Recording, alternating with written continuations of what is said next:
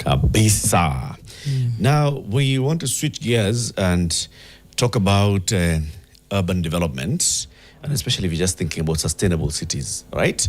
So the population of Nairobi, as per the last census, was how many during the day and how many at night? Nakwanga 5, ni 3, ni 4.5 na 5. No. Kuna like an extra, yes, 5 and 6. 5 at night, 6 during the day. Yeah, correct. So that's a huge population. If you just think about 5 million people living here, now Kinshasa has 20 million people. What? The city of Kinshasa, okay?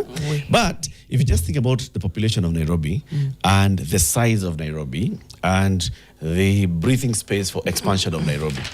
Ukitoka hapa hivi, ukifika tu hapa hivi DCI, umeingia Kiambu, Nairobi imeisha. You just go down like that, umefika sijui Nairobi imeisha. You go down JKIA, Nairobi imeisha. You know, Nairobi is a small. Hapa tu juu Ngong Road, Nairobi imeisha. A small tilapia. You can't expand Nairobi into the national park because we have protected the national park. Yes. Right? So, where is Nairobi going to grow if we want to accommodate all these 6 million people, if all of them wanted to live in Nairobi? And it's actually rising. Within the boundaries of Nairobi. Within the Because I was about boundaries to of ask you, Nairobi. kwani Machakos imewakosea aje na Kajiado? Hao watu ni wale wanakujanga asubuhi. And some of them would like to live here. Some would like a better, organized Nairobi metropolitan area, organized infrastructure-wise, so that they can live as far as, Machakos itself and work in Nairobi. But as it is right now, Nairobi is congested. That's true. Yeah. So the argument has found its way into City Hall and found its way into the County Assembly. And that's where on the 18th of June, the CCM for Built Environment and Urban Planning, in a Gazette notice, notified all of us for the information of the general public that members of the County Assembly have approved and adopted the Nairobi City County Development Control Policy 2026. It was adopted on that day. It's now gazetted. It's in effect. What is that policy saying? That policy is looking at, so how do we allow buildings to come up? And this is like looking at zones, looking at what is the allowed, number of units, number of dwelling units per size. We will pick one, which is what we are going to discuss shortly in the issue of Kileleshwa. So Kileleshwa, imesemekana, for example, Kileleshwa, which is in Dagoretti North, they say that that starts from this area of Muthangari Gardens, Muthangari Road, Kirichwa, Ndogo, River, Ring Road, Kileleshwa Road, and Oloitoktok Road. It's classified as a high, medium, and low density residential area. And we say that in a space of about 0.4 hectares, that's about an acre. About an acre. Right? You can go up to 30 floors. 30 floors. If you go to half of that, you can go up to 25 floors. Yes. If you go to a quarter of that, you can go up to 15 floors. Yes. And if you go lower than that, then we can still allow it. Now, 15 floors on quarter acre. No. On quarter acre, 15 floors on 0.05. That is less on than 0.05. That's on about 16. a half of a quarter of an acre. A half of an eighth of an acre. Not a half of a quarter. A 16. A 16th of an eighth of a quarter, my lord. Small. Basically 22 meters, but 22 meters. Jenga up of 15 floors. You can go 15 floors up. Wow. Okay. That's why we have Vincent Ombaka, the one you're hearing talking. He is the chairman of Kimana. No, not Kimana. Kiwana. Hey. What's going on? We'll come for you. The neighborhood. He's the chairman of not Kimana, but Kiwana. Now, Kiwana is the Kileleshwa Ward Neighborhood Association. I was directly putting in Kimana. And the Kileleshwa Ward Neighborhood Association is, he'll tell us what it is, but they have filed a petition with the Senate to say, what happened in the County Assembly? This gazetted thing, not good for us at all. Let's discuss that with him. Vincent, good morning. Yes, good morning. Asante sana for joining us today. Thank you. There's a lot to understand and a lot of questions for you and your fellow residents to answer as well. Yes. You know, as active citizens of the city of Nairobi. Definitely. But first, Falaris is going to welcome you with today's quote. Okay. Absolutely. Today's quote is courtesy of Chinua Achebe, and it reads, "One of the truest tests of integrity is its blunt refusal to be compromised." How does that speak to you? At a personal level, I'm one of those people who I can say pay the price for integrity, and my integrity is informed by faith. So I happen to run a business, and I keep on saying I've got my evidence of the number of fines I pay, basically because I'm feeling this guy is trying to break me. This official or police officer, because I've got trucks on the road, is trying to break me. And because I won't break, and I'm going to waste so much time going to court, despite being a lawyer, by the way, I'm like, I'll pay fines. I'm like, yeah, you take me to court. We will pay. I'll waste time. I'll take my time for that. So for me, I resonate with the many Kenyans who've had to pay a very high price just for having integrity. Coming down even to county, there are people who are unable to paint their houses because we've got some nonsensical regulation that for you to paint your gate, you need to get a permit. I keep on asking, painting. So there are many people who are saying, okay, you know what? Tukaa hivyo. So for me, I carry with me the wounds of somebody who has to live in this country, battle with conscience, and therefore pay a heavy price for trying to live the right way.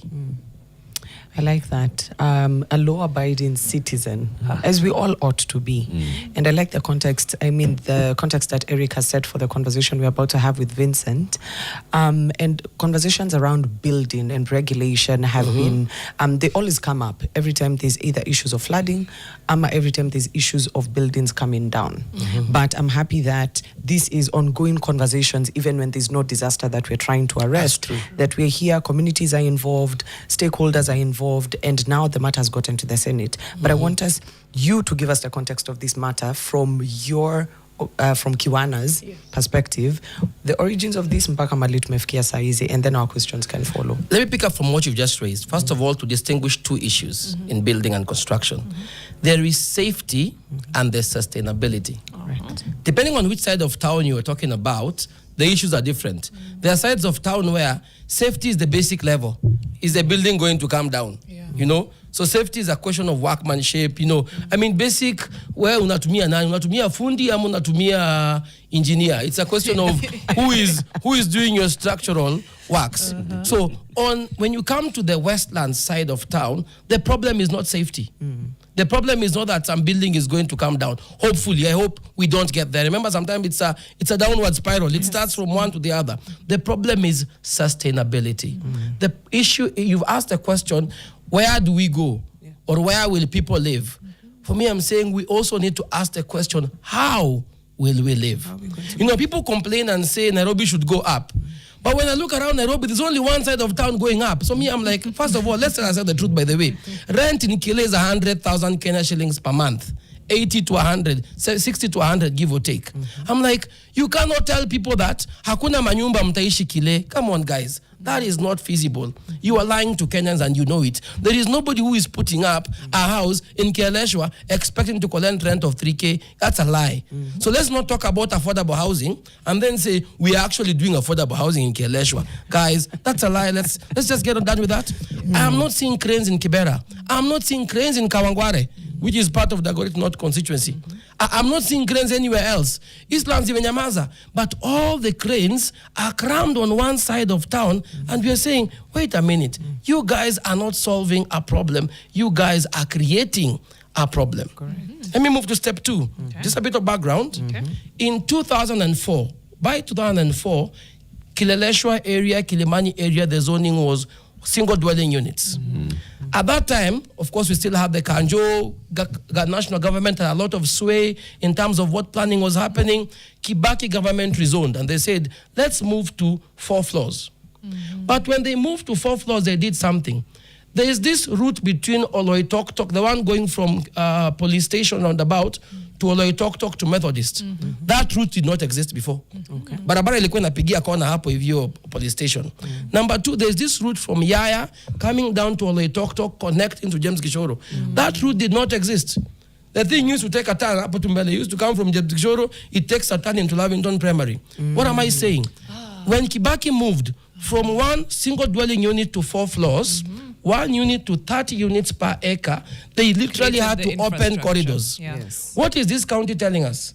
They want to move from 4 floors, 30 units, to up to 400 units, no infrastructure anywhere. And that's what residents are saying, but you guy, you're messing up this place. Like, we have condemned with this policy, what our governor has done, what the county assembly has done is that they have condemned the city to perpetual slumhood. Because, I mean, if you're going to be building 15 floors on 20 meters by 20 meters, atawewe, and you know you must be able to leave 6 meters behind, atawewe. I mean, I'm like, come on, we are seeing guys building beacon to beacon on Oloitotok. Every single time, residents are coming to us and saying, you guys, we write letters, we do what? You tell the sub-county admin. It's not working. And you see, people are saying, look here, there is a way you build sustainable cities. The reason why our leaders like going to Europe, what attracts them there is not that things are cheaper. Things are very expensive in Europe. But what is this that happens to you when you go to London? The other day, Sakaja went to London. When he came back, he came with the word barrows. So I'm like, yeah, good. You came with English. I'm like, but then didn't you notice that Kensington Barrow has a given look, and that look is because of deliberate planning. So you cannot just throw things, and then tell people, it's like, unashina mkiuliza watu, unataka ngapi? 15 ama 20? You know, Nairobi was also borrowed. It's just we didn't know the word from our planning. From our planning, that's true. We had a residential. We had the central business district, the industrial area, and industrial area. We had Eastlands was nimesahau Eastlands ilikuwa gani, but essentially Nairobi was borrowed and then it was planned out. And I like that you've even referenced 2004 and that shift from single units, yani nyumba moja moja, to 4 floors. As it stands right now, give us context before this before we go into what the county has just assented to. What are the building codes in Kileleshwa? What do they stipulate? How much can you build? How high can you go? And as it stands, does the infrastructure of Kileleshwa and Nairobi support what is currently there? So first, there is a period where something hazy happened. Around that too, when the counties came in, county governments came in, counties were given the power and the mandate to take care of local regulation. They slept on their job. 2019, counties were told, hey guys, we have got a physical land use planning act. It demands that at local level, you need to have a local area development plan. So that ya kila mtu kukianda kile, this is what you expect. Everybody has notice. Whether you're a developer, whether you're a resident, you know what to expect. But then, in that haziness, kukaanza kuwa na, by the way, Kile, what exactly is the code? And it's like nobody knows. There was something called guidelines which were developed in 2004, which was saying build 4 floors. Then county began an experiment around 2020. Wakaanza kupatia mtu wa kwanza kapewa 15. Ndio watu wakaamka wakasema, what's going on here? And after all, they went to court. When they went to court, county was arguing. You see, those 2 or 4 things are obsolete. Same argument. Population is increasing. We need to have something. Then county presented a draft they had created in 2021 called a draft policy, which, for example, to make it easier, limited Kile to 15 floors. So when the court looked at this thing, they went up to Court of Appeal. Court of Appeal told them, okay, fine, county. Number 1, you were supposed to have created local area physical development plans way back in 2019. You've had time. You've not done that. So in the interim, we will allow you to use this 2021 thing, which you say you are using, which, by the way, they are still even not using. Even the proposal they gave the county, because they were telling the court, we used 2021 to guide us. But in 2024, we were seeing them already approving 19 floors in Kile. And then, court told them, fine, do this. You guys have 6 months between 19th of October last year to 19th March this year. Put your house in order. Put in the local area LPDPs in place, and the stuff is supposed to work. What do Kile guys start seeing? See, whatever they were allowed is 15. Kile guys start seeing approval of 25, 26. And then when you go for public participation, you're asking the developer, but wait a minute, I thought court had limited you guys. So where are you getting this 25? And the developer tells you, to measure your update. I'm like, but you were supposed to come back and do LPDP. I'm like, why ngoja policy? is that the developers were even aware that tushakanja watu huko nyuma and Policy inakuja. kuna watu wako na pesa chini ya mattress. You know, there are guys who wanalala usingizi wa dollar. You know, we are seeing, you know, the story is unfolding. I don't know whether Eric, what's under your bed. For most people, depending on your income status, either kuna viatu chini ya kitanda ama vumbi. If you are rich, kuna vumbi. If you are the opposite, it's empty. But kuna watu, kuna dollars. There's something in this Africa about furniture and dollars. So kuna watu, wakilala ni usingizi wa dollar. And we are seeing, is there a connection between the dollars and the craziness and what that we are seeing? The craziness. Yeah, and so that's why people, and then the people of Kileleshwa have been to court quite a number of times, and we are saying, unfortunately, MCAs should have been the people to come and back us up.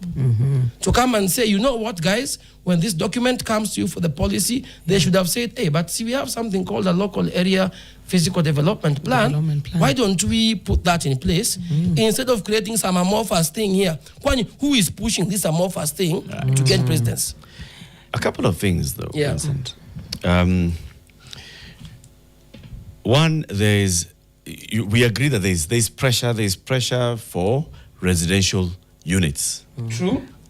Two, one of the reasons why private developers are moving towards Kilimani, they have gone into Kileleshwa, they've gone into parklands, they've gone into westlands and such areas, is because there is demand that there is going to be buyers and renters of units in these areas. Yes. Why? Because of proximity to CBD. Okay. One of the other reasons why they cannot do a lot, for example, in the Eastlands area is because they don't own the land and they cannot buy the land in Eastlands because it's owned by the county government. These whole areas of Kwanzia hapa, Kaloleni, Twende, Mpaka, Jeri huko, right? So this is the only available space for the private developers. Yes. And we have seen what they've done. Yes. Into parklands, into westlands, into Kileleshwa, into Kilimani, and areas of Ngong Road. So there's that. We have got to accept that. That was accepted. Okay. So what is the beef that you people who feel like you're the owners of Kileleshwa have? First of all, we don't feel like we are owners. This of entitlement Kileleshwa. that you have, you don't want us to No. come First of and all, live in that is Kileleshwa. the problem number one. You are saying that there's somebody stopping anyone from coming to Kileleshwa. That is wrong. Nobody is stopping anyone from coming to Kileleshwa. In fact, we want to preserve Kileleshwa so that the day you come, unakuta kama iko sawa. You know one thing people try putting this as if it's a rich unit versus poor kind of thing. I mean, I keep on saying something. Ule jamaa amesota pia yeye ataomoka. Akiomoka nafaa kuwa na mahali pa kuenda. Okay, so See, when he comes, it's like, we huku ni wapi ni kile. So what's the beef? Mbona kuna kama pipeline? Because you wanted to move. But he has nowhere to move. So what's the beef? Our beef is... I heard you say the issue of, road network. So road network was done. The ring road is done. The ring road is there. You don't get the point. The road network was done for 4 floors, not for 30. The road network had been planned before. You know that road network? It was not planned for what we are doing. Yeah, no. It was not. We did not go and buy land to put the road... the Loitoktok, not Loitoktok, Are but you sure about this the ring ring road. road? It was expansion, but It wasn't expansion. There was no road there. So Ring Road Kileleshwa didn't exist. That road did not exist. in the There plans, was no road. in the plans. I'm telling you, there was no road. In the plans, Huh? roads were constructed. Had the roads been planned prior? Yes, they had been planned, Vincent. Now the issue is, so there's some roads that have been done. Okay, it's a causation correlation. There's some roads that have been done. Yes. Okay. I'm not hearing the people of Kileleshwa saying add more roads. I'm just hearing you saying don't go Thank you. up. Can you stop right there? Let's go to a place like let's take a route like what's this place called Riverside Drive, right? Yes. You want to add roads. For you to add roads, Riverside Drive is a 6-meter road with half a meter, 1 meter on both ends. Yes. Maximum 1.5 meters. For you to add a road, you need space, right? Yes. Now, why Kibaki could do what they were doing back then, there were single dwelling units, the offset was bigger and all that. What have we said? Jengeni 30 floors. Once you build 30 floors, literally, unafika very close to your gate. It means that even when the county wants to expand roads, there'll be no space. But you see, we keep on telling, look, you guys, and for example, they are saying that you can build 30 floors subject to you giving off some land, isn't it? Which is what should happen. But then here's a problem. The road is one straight line. So if one person in the middle donates quarter an acre for the road, and your neighbor on both sides are not donating, will that even work? But going back, you've asked me, what is the beef? Our beef is that we are building unsustainably. And we are saying this, that there is a route which if you follow, you will come to the same conclusion we are having. If you check our petition, for example, we say, why is the law requiring a local area physical development plan? In there they say, you need to come up with a geological survey. You need to do a survey of the amenities so that by the time you are deciding Kile is 50 floors or 75 or 4, you have looked at the possible parameters. But what is the county doing? Because unajua umeshaambia mtu jenga 30, so the focus is the 30. No matter what happens, I must, because I've already approved 30, I must have a policy saying 30. And even at that, we have sufficient intel telling us there's somebody amekalia 40. Baka me was wondering, my friend, you have a permit for 40 floors, which even the county is yet to approve. So I'm waiting to see. This thing will just be reviewed to Ekengapi 40. But see, my problem is, you're not taking time to ask yourself, are the amenities in this place sufficient? Right. Are you having, you see, but then you can do beacon to beacon. There's no problem with doing beacon to beacon. And I'll give you an example of a city. If you go to a city like Istanbul, 18 million residents. That city has been there since AD 300, the Council of Nicaea. Is that old? But you know, the equivalent of Kile in Istanbul is called Kadikoy. When you go there, can you believe it? They are still at 4 floors. 18 million people. But then what they do is, because it's beacon to beacon, they have a park, a play park and a play area. Every 200 meters, every 200 to 500 meters, you are having space, you are having greenery. So if Nairobi County wants to go up in Kile, we have no problem. Fanya hivi, kwanza nunua shamba ya kuweka parks, number 1. Number 2, amua, hii barabara na Tok won't be sufficient, expand it. Number 3, jiulize, by the way, hospitality, other things, where are they going to be ziweke? Otherwise, what are you going to do? Utambia watu jengeni, and then you'll come and fix. And then by the time everybody has built 15 floors on a 16th of an acre, is when you want to come back and expand the road. Unapeana bill ya 200 billion just to be able to purchase 1 kilometer of road, because the number of buildings you have to demolish to expand. We're like, but why are we doing this to ourselves? What you're saying is very true, and I agree with you. But other amenities in Uganda, parks and things, very nice, but we've forgotten the basics. And I've remembered actually the zoning for Nairobi.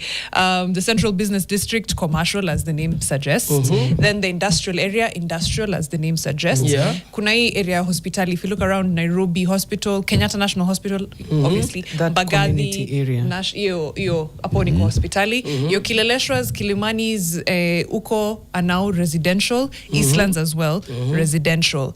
Now, the amenities at the time, when we were borrowing Nairobi like that, we're also following that factor. Yes. The basic infrastructure, maji, stima, sewage, as it stands in Kileleshwa, before you even think of a park. Not that we should not be thinking of a park, but I'm just starting from the basics. From the basics, yes. Right now, can it support the current population of Kileleshwa? No, it can't. In fact, all the public participation, what in Nairobi, I tell you, there is insufficient water, but this guy will drill a borehole. And then now other people are complaining. By the way, you know, in Kile, we are having a space where almost every plot, you're having borehole, per borehole, per borehole. Now, everybody's a race to the bottom. Yangu imefika 300, mini weke 250, mini weke ngapi. So it gets to a point where even the borehole, it's too congested. But I also say, we are wasting resources. We are wasting capital. Because if we organize ourselves well, Nairobi water can supply every. Why is it you're drilling boreholes on this other end, Nambiwa? There's the Northern Corridor Water Project. Why? And then you're coming back to tax the same people. Just hold that thought. We'll be back in conversation with Vincent Ombaka, who's the chairperson of Kiwana, that's the Kileleshwa Ward Neighborhood Association, just talking about matters Mijengo Uko in Kileleshwa in the greater Kilimani area. And there's one creator who just came to mind who we'll talk about in the next hour. Stick around. This is Fixing the Nation, one conversation at a time. And we're in conversation with Vincent Ombaka, who is the chair of Kiwana. Kiwana. Yes. Kileleshwa Ward. Substitute M with N. Kileleshwa Ward Neighborhood Association. And we're talking about what is happening as far as development is concerned, what the Nairobi County Assembly has recently passed. And just before we get back into the conversation, a few fixers are on YouTube and they have lots of thoughts. Andrew Maina ni kama ameita Kileleshwa a funky kibera. What? Hey, Rashid Loprongkong says corruption do inafanya you see building collapses. Benjamin Mukubi says in Embakasi Pipeline we have 7th-floor flats go up to 3rd floor, and all the way up to 3rd floor people are in total darkness, not fit for living, yet small kids live there. Steve Okech says laws should exist not to create friction. It appears our lawmakers were focused on maximizing revenue collection when coming up with certain laws rather than improving our lives. Andrew also says the truth of the matter is that Kileleshwa residents are not happy that their privacy and prestige is being invaded by outsiders. And I don't know why this sentiment keeps coming up, because I've seen it elsewhere. The other point, this is from Francis Odhiambo now. The other point is, why are Kile guys complaining, yet we have the same madness in Isli, Imara, Pipeline, etc.? Is the law subjective that it favors the rich and sidelines the middle class? Francis also goes on to say the Kileleshwa construction menace has just brought light to the rot in the National Construction Authority and city planning departments. Kile and Lavi will soon be like any other Nairobi ghetto. Brian Ocheng, these leaders preach the same, and then they don't keep their promises. Okay. The truth of the... Yeah, let's start with reacting to those. Seems a lot of people are just like, ni vile hamtaki watu wakuje kwenu. I think and that's why one thing I bring out is Kileleshwa is not a space where you live in isolation. As chair of Kiwana, I've had very interesting interactions with people. One of the guys who came to me are the Uber people. And they told me point blank, you know something? Kile ni soko yetu. Like, we wake up in the morning and we come to Kile because that's where people are working from home. That's where deliveries are happening. You are the guys ordering for Ubers.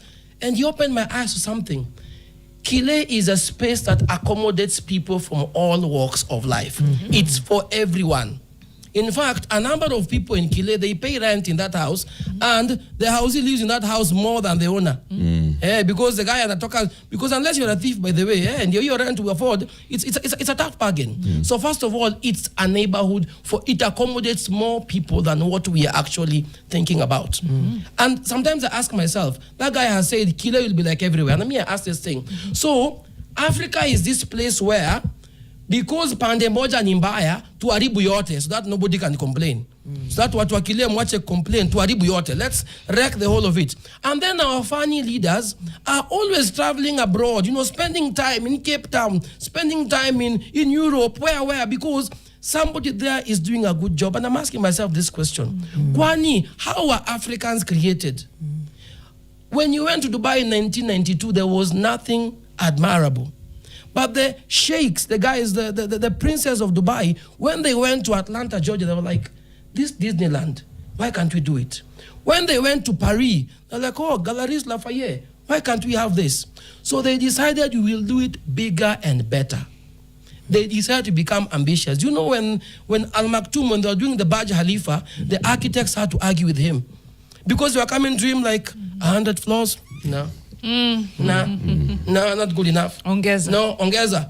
They come again, ongeza. I'm like, what is wrong with Kenya? Why can't we have ambitious leaders who can say, by the way, sawa, kama Eastlands kumeharibika, first of all, or Kileja haribika, kwanza tusekiwa hiyo. Fungia hiyo kwanza, isiharibike zaidi. And then number 2, then let's deal with Eastlands. Kuliko kusema, now that Eastlands imeharibika, tuharibu yote, alafu then some guy ahame aende kwingine. And by the way, something people forget.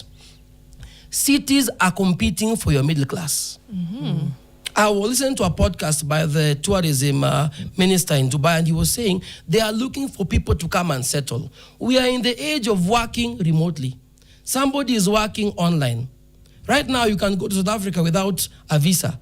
People are beginning to notice, oh, by the way, kumbe GCE is cheaper in South Africa than in Kenya. You will lose your people because that group of people called middle class, that caliber of professionals, that caliber of doctors, of your surgeons, of your engineers, everywhere in the world, people want a bulk of that kind of person. So if you are busy mistreating yours, wanahama, and then eventually you realize, even your people who are lower economy base would realize all of a sudden, mbona hakuna pesa? Pesa imeenda wapi kwa hii city? Because you have harassed people out of your space. But I'm just saying, at the end of the day, nobody is stopping anyone from coming. And even, by the way, remember, the things you do in Kile affects everyone. We had floods in March. Budalangi pia kulinyesha. But how comes for the first time, Budalangi, there were no complaints and they were there in Nairobi? What is happening? Remember, rich people always live uphill. Anywhere in the world. That's why Milimani is always an up-class estate, anywhere in this country. So when you build concrete jungles uphill, and it rains, what do you think will happen in Eastlands? Downstream. It's a very fair point. And, you know, we are here having a conversation that has been a matter of public discourse. And it's good to see creators who come and add their voice. And yes, it's good to laugh at it, but it points to a very big problem. Let's, play that clip by Blessed Etemesi, who, again, she's just quite the TikToker.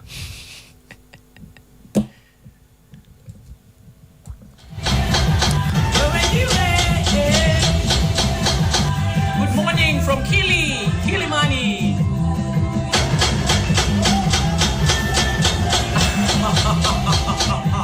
I love that song. Karibuni maziwa.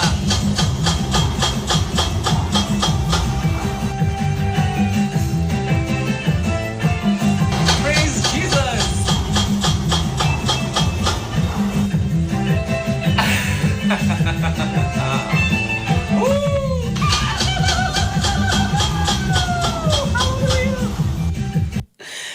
Oh man, listen, vumbi imejaa kwa macho, kwa uso, kwa TV, kwa meza, kwa viti. She said karibuni maziwa. I'm like, hiyo ni chai unakunywa. Na chai ile kwanza imeshika kabisa. That is exactly what is going on. But you can hear the construction noise in the background. There's one of the clips that she did of unaanika nguo, unaenda unaanika ni chafu zaidi. That one is so true as well. It's so bad. And I was just reading the report that came from the residents of Kileleshwa and some of their complaints and the rating that they put. So there's walkability, which they rated as very poor, access to green spaces, very poor, tree cover, poor, safety in public spaces, very poor, noise levels, very poor. And of course, the critical issue cited is construction noise and commercial encroachment, high robbery reports, rapid depletion due to new constructions, none within 10-minute walk of residents. That's the green spaces, and that's the recommended. But we are not meeting that threshold. And then safety, lack of continuous sidewalks, and taxi encroachment. I mean, these are very, very valid issues. Is it too far gone for us to reel it back in? Or how is Kiwana looking to deal with this as it stands right now, even as we get into what made its way to the Senate? First of all, it's not too far gone. And that's what we are saying. I think before we went on air, I was giving an example of, I think I mentioned it a lot, Cape Town. They've got 3 buildings somewhere at the foot of the Table Mountain. They're called Salt, Pepper, and Mustard, around 17 floors each.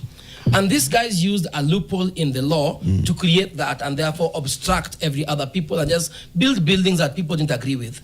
What they said was never again. So you stop it. You first stop, because there are a lot of unbuilt spaces and redevelopment space within Kileleshwa. But then listen to this. Our bigger issue is we also want to set a standard.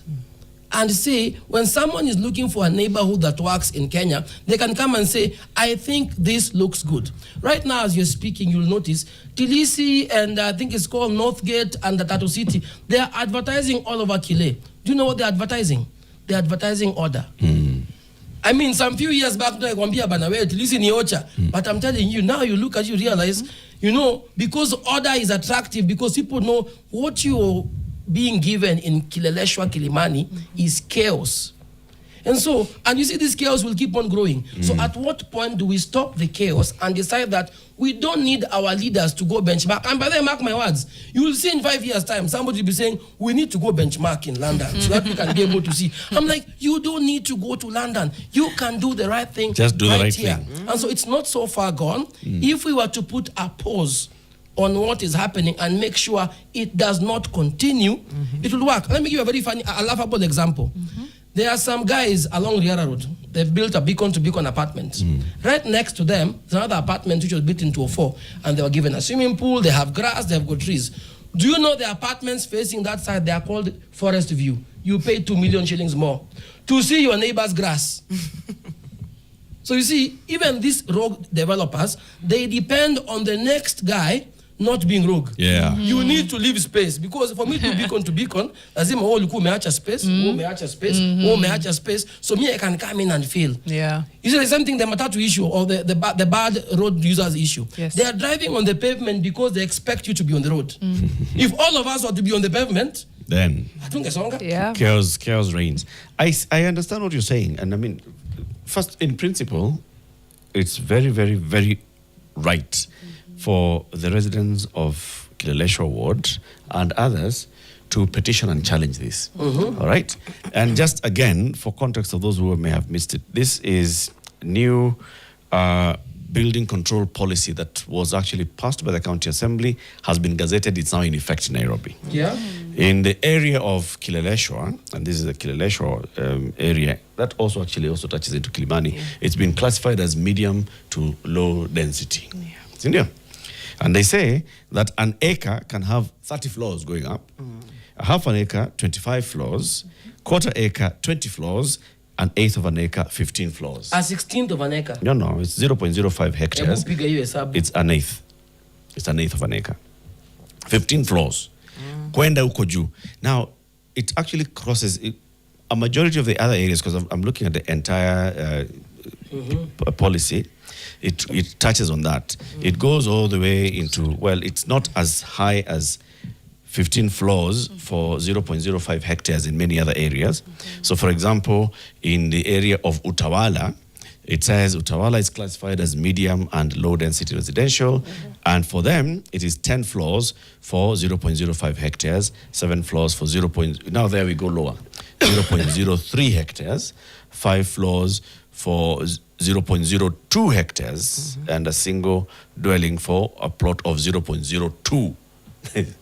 0.02 hectares. 0.05 is an eighth that can have in Utawala, an eighth is up to 10 floors.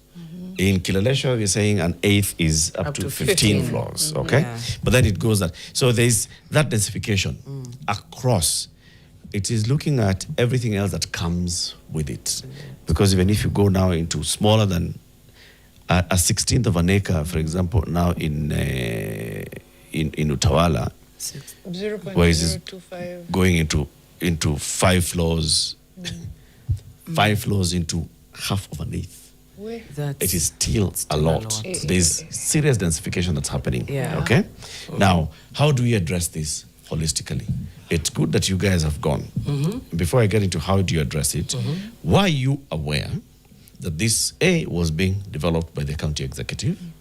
Were you aware when it was taken to the county assembly? Did the county assembly conduct public participation on this particular policy before they passed and adopted the policy? And did Kiwana participate? Actually, were we aware that this document was existing? Yes, we were aware a document was happening somewhere. Was there public participation done on this specific document? That's why it becomes very funny. The document that we received in March, April of this year, and the document we are seeing being passed already are different.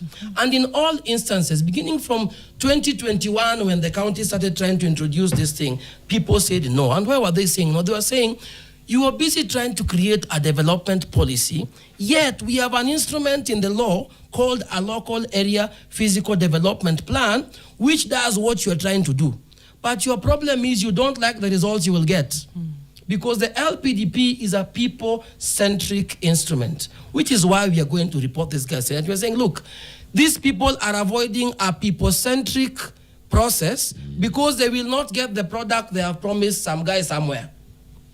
There's somebody, remember, people have been in court everywhere. There's somebody you are fighting with. There's somebody we are tangling with. And this person is looking for a way of saying, no, this thing of money is legal. They want that when you go to court, they produce this document and say, ndio hii. Ilipitishwa aje na hii. But you are telling them, we don't need to reinvent the wheel.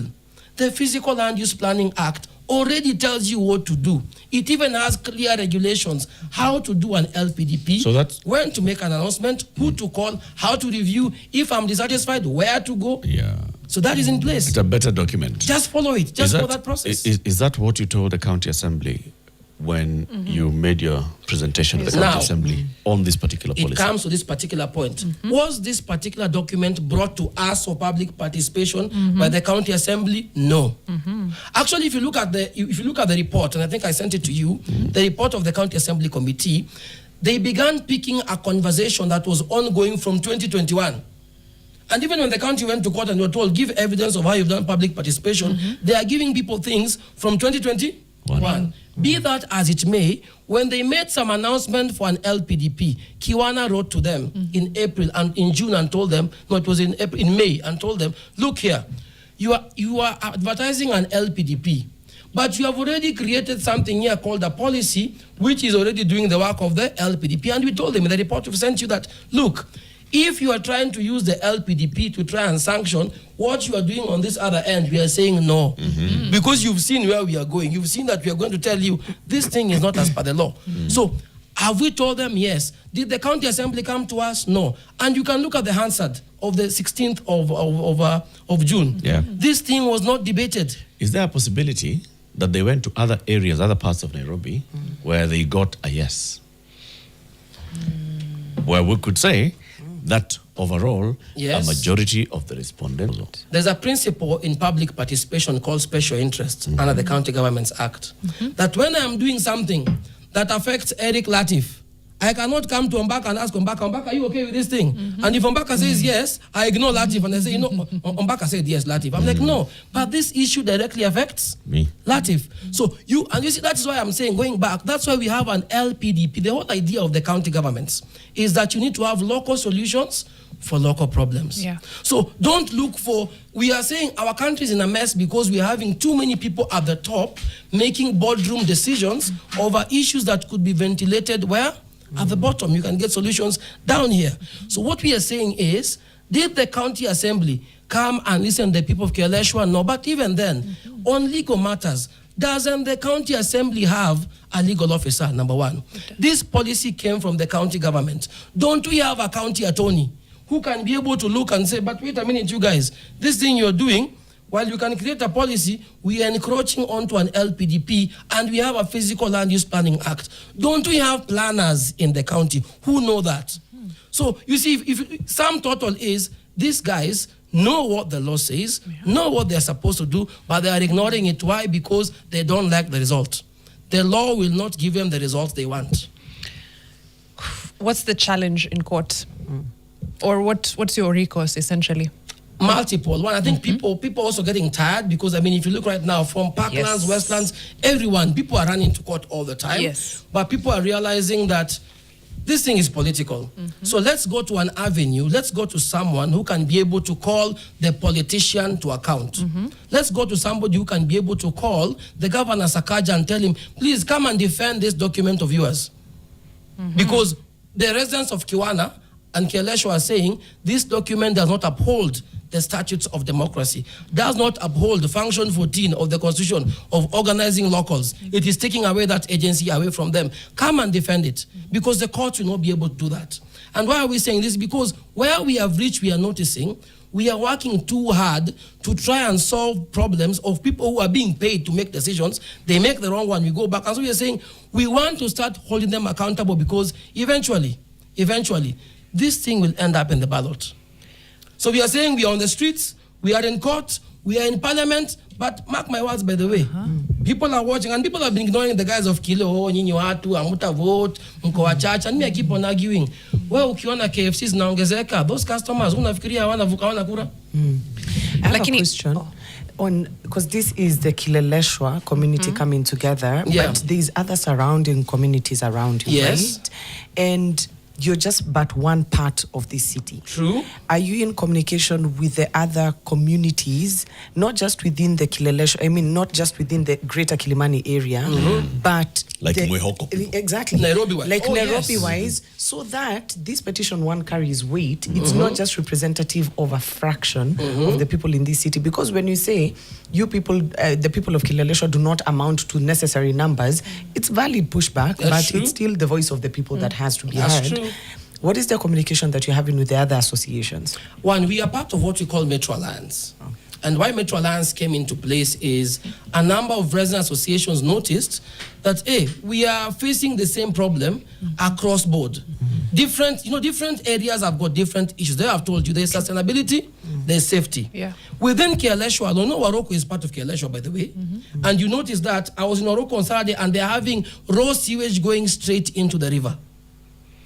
Why? Because of the pressure. You are approving some things uphill, and because the pressure on the sewer line is too great, where is it going to burst? Remember, as I told you, Masongo wanaishi wapi? Milimani. So sewer ya Milimani ikiwa mingi nenda kupasukia wapi? Huku chini. So are we doing a concerted effort? Yes. And but if you look at our petition, it is designed in a way that any neighborhood association can simply pick, copy, paste, go. But we are saying, if Kileleshwa was to get the remedy, it's a remedy that affects everyone. So because everybody is, and remember, but the people have work to do. So people are doing different things, and we are just saying it is a hard work to go do your work from 8 to 5, and then start looking for time and money to engage in petition, going to court, doing this, to solve problems that an MCA is being paid to do, to solve. So let me ask you another question. Yeah. Because the issues that you are raising here are not detached from the politics of the That's area. true. And a lot of times, the participation of the people in this community when it comes to politics is, we'll leave question marks there, and maybe you'll advise us on how actively involved they are in the politics of the ward. Maybe they don't even consider the politics of the ward to be something that's of consequence. And here you are fighting a fight that is also, it requires political goodwill. That's true. Paint us a picture there. What's happening? What is Robert Alai doing? I have to be very direct to that. What is Yeah. Robert Alai doing? And then, sorry, just to add on, Fela, there was rumors that during the last election, a lot of voters in Kileleshwa were not actually from the ward itself. They came from neighboring wards, registered there. So, kura watu wa Kileleshwa. Actually, naweza Watu wa Kilewa kwa jisema kadi. kwa sababu my vote is at that school near Elgeyo Marakwet is called what? Milimani Primary? Yeah, Milimani Yes. Primary. That's my voting station. That's in I don't Kilimani live in ward. that area.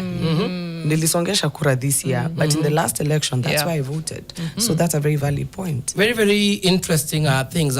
One, as resident associations were coming and realizing that we actually have to get into the game, because you've realized, hey, we are playing a lot of catch up, solving a lot of issues. In fact, yesterday, Plana Adolwa called me and told me, Vincent, I hope after muongea na watu hivyo tukuone kwa debe, because now, at this point, we also have to address the issue of the quality of leadership. And for that regard, I'm actually going for the Goretti, not member of parliament. I'm saying pewa change. Ushuru imezidi, maendeleo ni kidogo, pewa change. If you pay for more than what you're getting, pewa change. I mean, Changing things or change your balance. you see, Zote. Ama both. Zote. Okay. I mean, in change. this country, you buy 2 cars, you pay for 2 cars and get 1. Yes. Where is the other one? You go pay a change. Even when I become an MP, I'll be given a duty-free car. And I'm asking Latif, why can't you be given a duty-free car every 5 years? Honestly. Why not? Important But we're not there. questions. Power change. So politics, power change. So politics is where we are headed. When I say this thing is going to the ballot, a few things are changing. I think there's a season when the Kibaki era gave people space to just concentrate on work. Unaweza amka nofanya nini? Uchape kazi. Because remember, people are doctors, people are lawyers, people are engineers. They actually have work to do, and then people are politicians. There is somebody called a politician you are paying, and that is work. There's something he's supposed to do. So people are noticing for the first time that politics is in their faces. Before you could ignore it, but now it's knocking all over on your door, number one. Number two, for a long time, Kileleshwa was spaces where ilikuwa ni 2 parents or 1 parent and a child. Those children are now in campus, which is why the Gen Z movement of 2024 partly was confounding people. That some umejua for a long time wamekuwa hakuna voter, and the good thing about these guys of Kileleshwa is they don't move that easily. Even if renters, somebody would rent 15 years, give or take. Naishi hapo. And so you're seeing, one of the things that is happening is there's an enthusiasm which at a personal level and even with other associations we want to tap into. And secondly, Actually, residents these times are agitated and they're saying, you know what, siasa itakuwa tofauti. Unajua siasa ya Kilimani, sio ile ya Kilimani ya Waremboria, sijui nini. It's not those kind of things. It is, by the way, what exactly do you want to do? I mean, I don't know who you voted for Latif, but can you remember anything the MP you voted for said and promised you? And no wonder they're delivering nothing. So you see, for us, we are saying, guys, this time round, hakuna kuvote Ocha.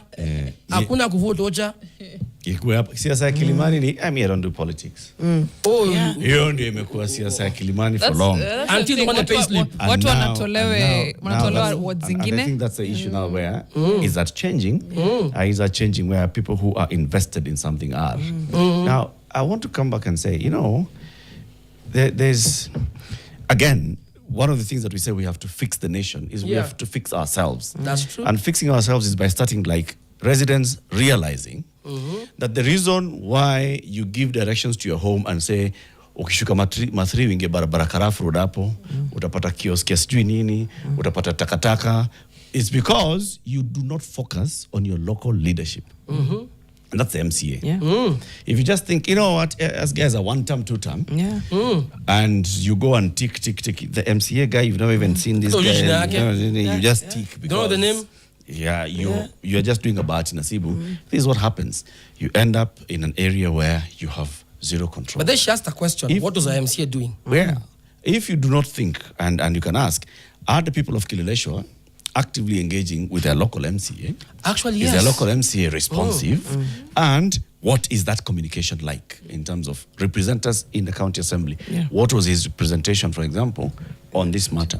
Unfortunately, because I've checked the Hansard, I even have it with me. It's open right here. On the 16th of June, I don't know if he was in the house, but for whatever reason, he said nothing. He is not one of the people who spoke about it. In fact, 16th of June, they discussed a lot of development issues, including the money bags issue, the money suitcases issue, because it's connected to development. He said nothing. He does not sit on the committee, so that extent I cannot blame him for not representing us in the committee for urban development. But on the floor of the house, was he there? No. On the day of voting? And you see, for me, I'm saying this policy was our finance bill. Okay. So unfortunately, I don't know where our MCA was, but on that material day, 16th and the 17th, when the thing was approved, he said nothing. So was it a vote? You see, you look at who commented. The thing is tabled before the house, isn't it? Okay. When it's tabled on the floor, members, ideally, you are supposed to have read the report. Yes. And therefore, you're supposed to be knowing what are my people, what are my people's opinion about this. You are the MCA of the ward, which has got people in court, people commenting, people sending things, doing surveys, all that. So you know, by the way, for my people, this is an issue that I can't let them down. Right. So when the thing comes to the county assembly, at the very least, we expect to see you putting up a big fight. And come and tell us, say, I was outnumbered. We would accept. Was it? Or I didn't catch the eye of the speaker. You know, there's also that other possibility. All of you may be wanting to contribute. But the person who contributes, the person who catches the eye of the speaker. That's what it's called. So if the speaker does not give you room, does not call you member for, then you don't get But that's your job. Make sure it catches your eye. Do what you need to do. Sawa. Hey, kama when is Slay Queen, kaa vile Maslay Queen unakaanga, wezi ukasema ati hakuniona. Onekana. How was the vote conducted? Was this by acclamation or how was by division? It was tabled before the house. How did they vote? And then they just said... was it acclamation? Will as many as of a similar opinion say aye, and like that? So you just said or did it and go into... adopted. It was not even contention. There are those issues which... So it was an acclamation? Acclamation, contention, the ayes have it went. Because then if there was sufficient opposition in the house, like we see, is where acclamation starts. Will as many as of a similar opinion say aye, nay, nay. And then the loud noises are loud. Even if the speaker says the ayes have it, the nays remain standing. Yes. And then the speaker says, okay, I can see there's an issue here. We shall go for division. Division is where now they vote individually. We shall count vote by vote. Yes. So they clearly here, it appears like it was by acclamation. The ayes had it. There was no sufficient opposition to call for a division to go into the balloting. So, not sufficient opposition to this. Yes. The comments that you're seeing on the Hansard are there many that were saying, I oppose? There were hardly anyone speak. There is a committee chair, Right? and the speaker. Right. A short dialogue back and forth. Case closed. Tukasonga. Tumesonga. Bas. Maliza hii kitu. Ndio maana tunasema, if you do not think about who you're sending to the county assembly, Very to true. the national assembly, Very to the true. senate, Very it doesn't true. matter whether you're 1 term, 17 term, or 0 term. Very true. Wewe ni useless. Kabisa. Haya, That is very true. nimefunga yangu. Scene Swali yako. fixers wamekuja hapa kwa wingi na vishindo with their questions or rather feedback. Steve Oket saying the guy has very valid points, though deep down he's just fighting for starehe za nyani. Kila mtu anapenda starehe, by the way. Okay. Yeah. Stephen Okech also saying the brilliant minds distance themselves from politics, the foolish get powerful, and they have very shallow understanding of luxury. That's where we are with Kileleshwa, Kilimani, and the rest. Oh yeah, someone asking me if I don't know the primary school Kilimani was in class 1973. It's Milimani Primary School. Then Steve Okech also saying, ndio wanaamka, ignorance is very expensive. That is true. The Davuri said, we know this political script, always criticizing from the sidelines, then making excuses when it's their turn to lead, which begs the question. It's a valid point, where we see people who are vying for office come and pick an issue, run with it. Of course, maybe the intentions at the start were, okay, we need to correct this. You get in and you say, correction is going to take a lot. But I'm going to ask you a question. Because we've seen Governor Sakaja having the very ambitious plans for what Nairobi could look like. We keep talking about Singapore, borrowing models from China or whatever it is when it comes to development of cities. Vertical cities is what we're calling them, or vertical slums. Vertical cities. If Nairobi County came today and said that we've heard you plea, and we are actually going to roll out the right infrastructure, put in the trams, expand the roads, do the necessary thing. Of course, this should have come before, but sasa tumewasikiza. We're going to sort this out. But we need to increase the limits. 1 acre can now host double this number of floors because we can do that. Is the community open to this? Or would we be looking at a situation where Vincent will come here and tell us, no, we cannot live in skyscrapers going all the way to the clouds? No, what you're talking about is what Americans call NIMBYism, not in my neighborhood. And I'm not a NIMBY. Okay. I don't represent NIMBYism, NYB with a Y at the end. Not in my neighborhood, NIMBYism. And we are not NIMBYs. And what we are saying is this: we have no problem if you can show me when you do these 30 floors, where will be the space for the road expansion that you want to do in 10 years? And I've given you a very simple example.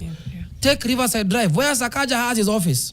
Do you know Convent Drive, which is a private residence, a private road, has got more leeway, more leave room than Riverside Drive, which is a public thoroughfare? And so we are saying, from a scientific basis, if you can be able to show me that, by the way, anajenga 100 floors, itafika hapa, tunaongeza barabara. But what we are seeing is this: this guy, ndio anze kujenga, he is digging everything almost to the road. These guys don't have construction space. No wonder una notice even they are having their mixers on the road. Because they don't have space. So you see, you are doing something. We can tell, unaenda Mombasa, but unaambia watu usijali, tunaenda Busia, tutafika. Wacha kelele, tuko kwa barabara, tutafika. I'm like, but boss, everything, Google Maps, everything I know is telling me this is Mombasa Road. Wananiambia wewe tulia, tutafika tu Malaba. I'm like, at some point you're like, I don't think we are idiots. No. But if you can show us, but if you're having 10 acres in Kile, you can do 70 floors if you want. But this is my question. Nani huyo mwenye sio Kenya haya kona 10 acres Kile? Nani? That's a factual question. Majority, 99%, it is half an acre, 1 acre. So even some things you're proposing, even you can just be able to tell, by the way, hapa, even if I was to say there'll be way lives, ziko hapi. Hakuna mtu kona 10 acres. Everybody, it's 1/2, 1/2, 1/2. I want to end on a controversial note. Well, not so controversial. The hidden hand behind the developments in Kileleshwa, Kilimani, what we're not seeing. So we see residents pushing for this, you know what, we can't go beyond 4 floors, 15 floors, whatever it is. Then on the other hand, you see county government saying, you know what, an 8th is not ati kidogo hivyo sana. Kweka 15, inaweza tosha. Then you hear, Kile kumeja watu wa wash. Kilimani kumeja watu wa wash. Without being too speculative, what's the hidden hand behind these developments? What are we not seeing here when either public participation is ignored or laws and LPDPs when they're ignored? What's the hidden hand? On the hidden hand, and I think you're opening up a bigger policy issue, I'll start this way. Do you know Kenya has less than 50,000 mortgages since independence? So somebody is wondering, there is no country where the developments, houses are being bought without mortgage because less than 3% of Kenyans have 100K in their accounts. You saw that report? Yes. So if less than 3% of Kenyans are having 100K in their accounts, the houses being built are worth 20 million, mortgages are less than 50,000, who is funding these houses? Who are the buyers? Because the buyers are not, it's not an ordinary market. And of course, we have reason to suspect that the reason why there's heavy pressure is somebody is pesa inaingia mahali.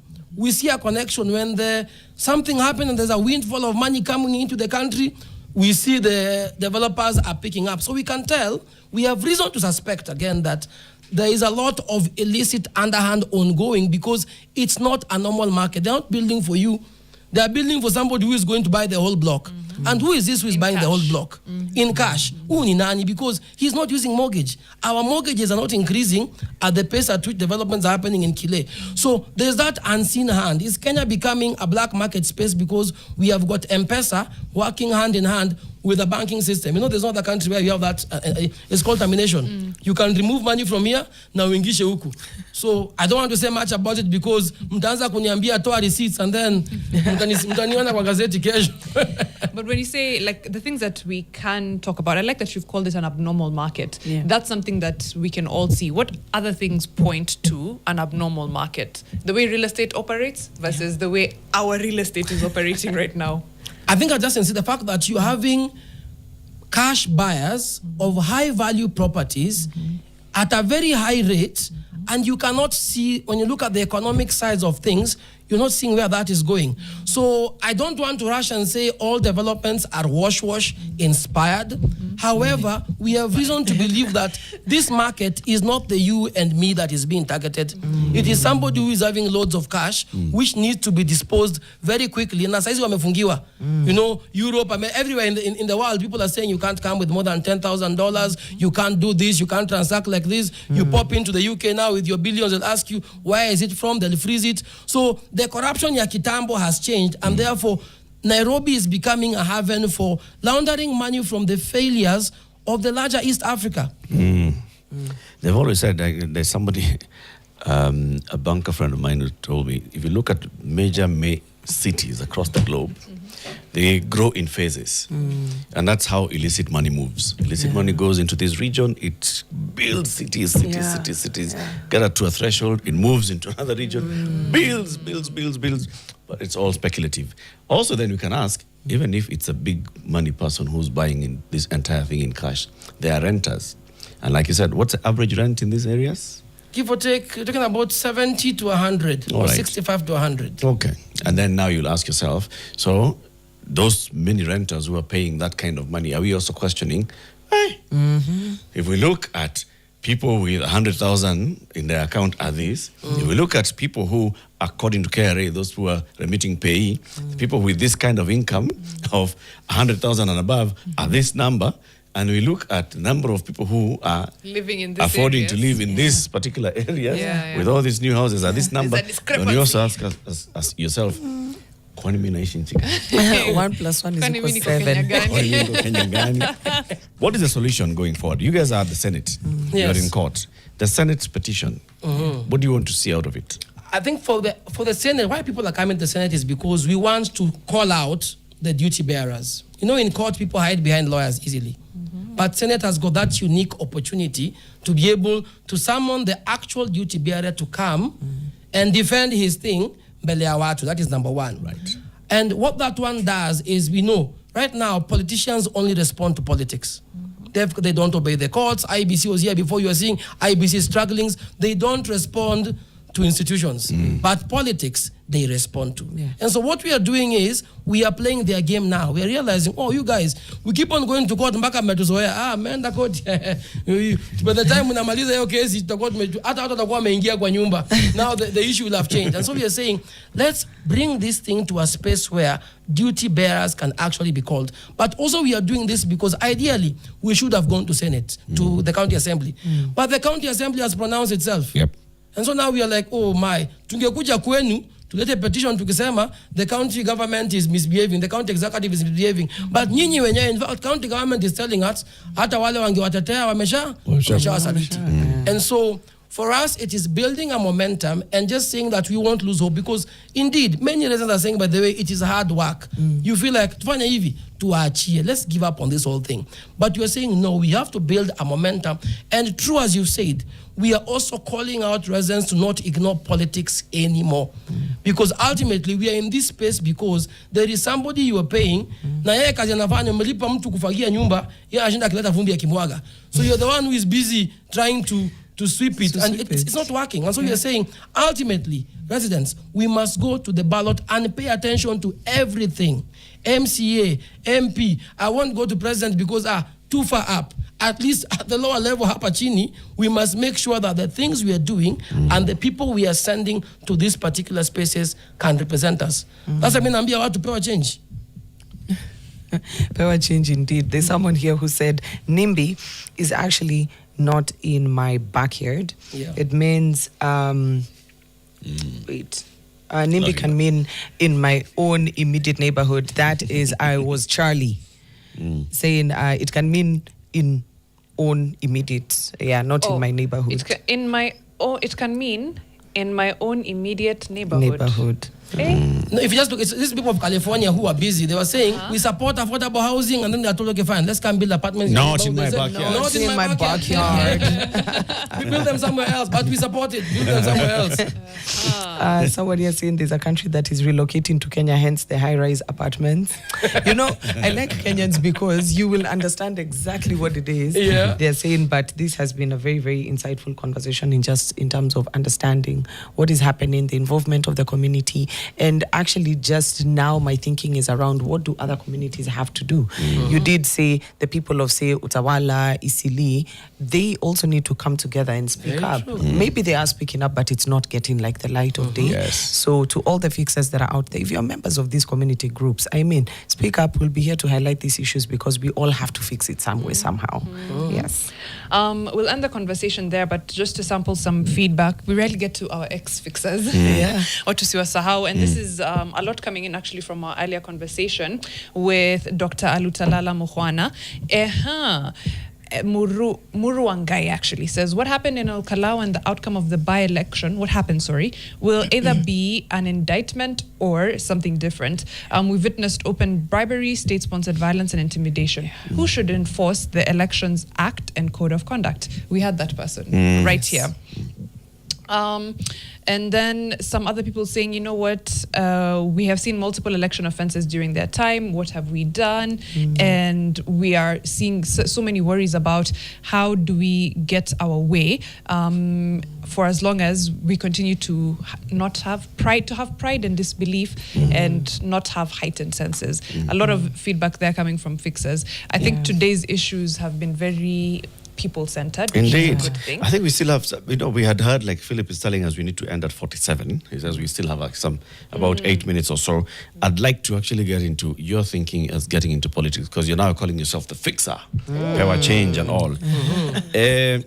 Davuri says, we know this political script. Always criticizing from the sidelines and then making excuses when it's their turn to lead. All right? How sure are we that should we elect you into any position of leadership, all these things that you're saying ought to be changed are going to be changed? Let me begin from the worst side. Yeah. Let's assume all politicians are liars. That means the moment I decided I'm going to stop doing what I'm doing and become a politician, I also become a liar, right? Yeah. I am saying, if you're going to choose amongst liars, at least pick the one who is trying. To lie. Yeah, I mean, his lie is like, I mean, of all the liars I've had, your lie makes more sense. He's a bit more intelligent. Yeah, I mean, you've tried. I mean, I'm saying, I mean, you're looking like a liar who knows something. You've got something in your head. Yeah. Other than liars who are telling you nothing and just saying, where shika elfu moja. I'm just vote of me because I have clout, you know, because I'm famous. So what exactly are you saying? 1 term, 2 term, and then you are going to be the MP. So what are you going to do? So one, I'm beginning from that high extreme. If you're going to pick someone, and you're saying all politicians are liars, blah, blah, all that, please pick the intelligent one. That is number 1. Number 2, leadership is a craft. And no, we are not all the same. We are not. It's a craft. Why we keep on pointing to Kibaki is because there are things he did. His craft delivered. He came into power, put in the economic recovery strategy. The thing worked. And then they said, now that this plan is working, let us scale it. That's why we got Vision 2030. Get my point? So leadership is a craft. What is my craft? What am I promising people? Why am I going to the National Assembly? Just 3 things. Number 1, devoted representation. Kenyans are on the street because you're standing in the street, somebody is earning sitting allowances and he's doing nothing about it. Number 2, and the biggest one for me, it's complex, but it's just de-risk capital. Stop having laws that when somebody looks at investing in your country, they're like, I'll jump in like this. So, no, and you see, I keep on saying, right now we're having a very funny habit. When capital goes to labor, when labor goes to capital, it's called slavery. So this thing we are doing of sending watu maju, that is slavery. China did not develop by the Chinese going to America. No, capital must come to labor. So that's why I'm saying, de-risk your capital. Make sure your laws and the people you are giving authority and power are not people who are meddling. But finally, my 3rd point, and you can hold me accountable on this one, dignify honest work. Because you notice, young people are jumping on podiums to greet the president. Why? Why are they risking their life? Because they are noticing there is a magic. In this country, we've got people I call billionaires with no brand. Somebody has money, as my father-in-law says, lakini anaduka. Hujui anauzanga nini? You see, Mark Zuckerberg ametuzia Facebook. Larry Page akona Google. Elon Musk, after in this room, maybe there's somebody using Starlink. So it makes sense why he's a trillionaire. But in Kenya, somebody is a billionaire, but I'm like, by the way, is your brand? So young people, hiki na kile, hapa na pale. And by the way, there's a kind of money. You see, like Manu Chandaria knows. In this country, 90% of you, kama maienda kwa choo umemsalimia. He knows. Mtakutana. You will meet with him. Ukienda kukula ka buffet mahali, utakutana na yeye. Hiyo kasaviet, hiyo ni yeye. You see? So he knows. But there are these other guys when yeye akomanya anasema sijui nauza mayai. Ni isinya hapana, nauza kuku, ni kenchi kapana. So hii kuku yako unauzanga wapi because you're having so much money. And so you see, nauzia watu. Watu wagani? Si wanakula. There is a level you reach.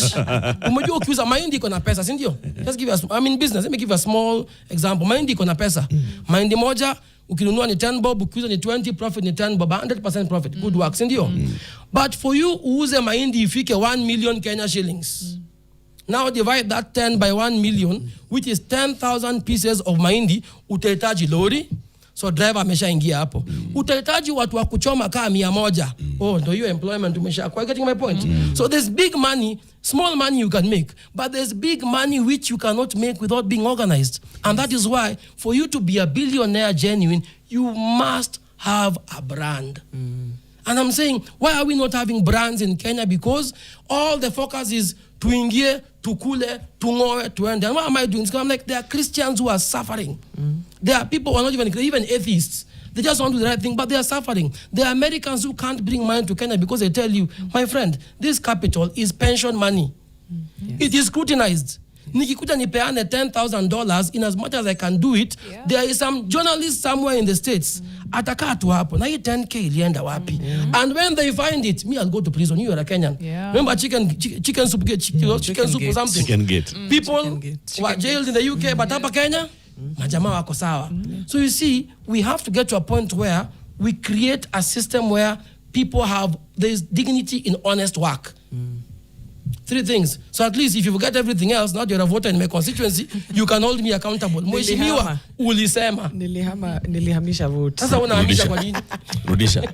Nikienda mali ninakaa. Rudisha huko, unaenda haja kuambia kitu. Rudisha huko. MC wangu anafanya nini? Rudisha huko. Go choose the better package liar. You know? Go choose the better liar. If all of them are liars. You know, just the last one, EE 2027, bado, the place you want to run Napo Dagoretti North. Yes. Ikona watu wengi from all walks of life. True. Ikona politics kali sana. It's a hotly contested place. What is the plan to stand out? Na I know utasema kuuza sera, lakini kila mtu atauza sura, and you know what I mean nikisema sura. Yes. So what's the plan? One, because I have a life. One, I'm not desperate. Tuanzie hapo. I'm not gonna be desperate. Anza na kiburi boss.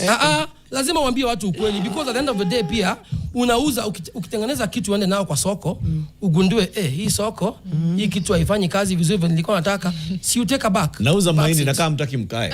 Acha kama mtaki ukae. Nauza mahindi lakini watu hawana meno, like poleni wase. Hata nilikuwa na watukana. Very sorry. But kama wako na meno and I believe they have. So I'm actually working with all communities and going ground up, and I'm saying, if you have had me, do you think I make sense? I think When you think the other Kenyans don't have a brain like you, as even them they can tell I'm making sense? Hey, Vincent. You know, we need to talk to Kenyans like you every day.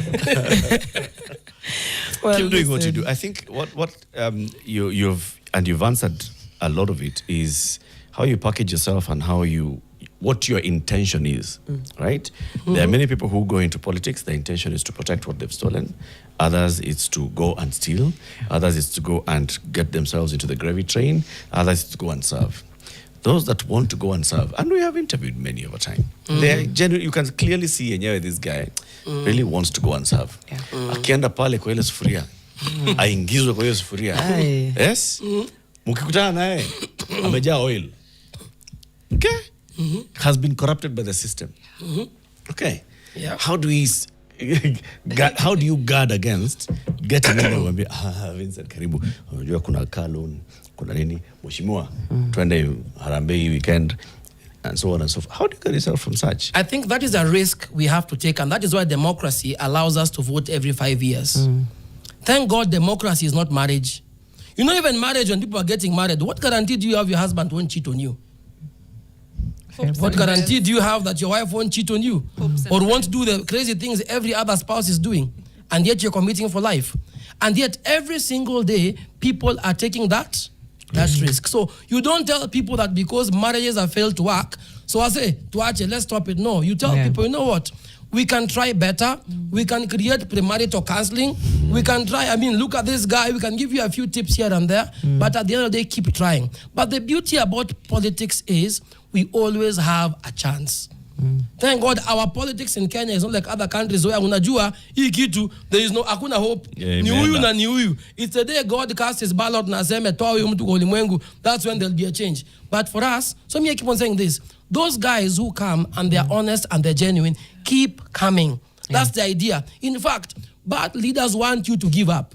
That is that I was seeing that people are saying the president is popular at 32%. And I was saying 32% means people have lost hope in the political system. And that is good for bad governance, because the more you give up, the better for us. Because it means then, after siasa becomes really cheap, I won't need to convince 32% of Kenyans. Vincent Ombaka is the chairman of the Kileleshwa Ward Neighborhood Association. We've been talking about the newly gazetted and now being implemented Nairobi Buildings control policy. Kuna issues, and let's keep engaging. Thank you for joining us today. Fixing the nation, one conversation at a time. It's not your world that's coming. It's another world. We're going over to the KICC. Yes. Well, today is World Youth Skills Day. Correct. And today, the Nation Media Group, in collaboration with the Ministry of Youth, iko hapo ndani. Fungua hapo. Yo hii hapa. It is the Ministry of that one. This one. This one is the Ministry of Education, the State Department for Higher Education. Yes. Partnering together to bring this Skills Up Africa at the KICC. So we shall be crossing over there to see what's going on Nation FM. It's, of course, Vibe Shift. Claudia Naisabwa, Brian Aseli will be taking you through. Alafu afterwards, Harry, of course, atachukua over. But we thank you so much for spending the morning with us, and we hope you have an amazing leo ni siku gani? Wednesday.